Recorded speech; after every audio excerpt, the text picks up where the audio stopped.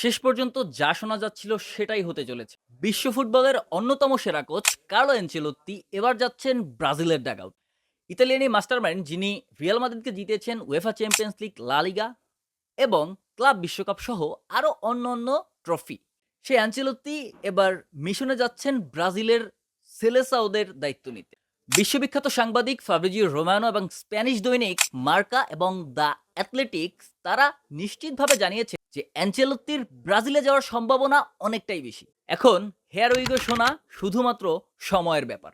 ব্রাজিলেরও দরকার একজন জিনিয়াস, শান্ত কিন্তু ভীষণ ভয়ঙ্কর একজন টেকটিশিয়ান। আর কার্লো অ্যানচেলোত্তির মতো শান্ত খুনি কেই বা আছে বর্তমান সময়ে।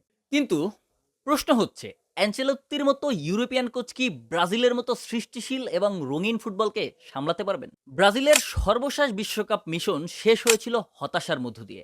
এখন কার্লো অ্যানচেলোত্তি যদি ব্রাজিলে যান, তার অবশ্যই তার পরবর্তী টার্গেট হবে 2026 বিশ্বকাপে ব্রাজিলকে চ্যাম্পিয়ন করে তোলা। কিন্তু সেটা কি আদৌ এত সহজ? বিভিন্ন সূত্র বলছে অ্যানচেলোত্তি ব্রাজিলের তরুণ তুর্কিদেরকে নিয়ে নতুন একটা প্রজেক্ট শুরু করতে চান। Vinicius Junior, Rodrygo, Raphinha, Gabriel Martinelli এই তরুণদেরকে নিয়ে তিনি গড়তে চান নতুন সোনালী ব্রাজিল।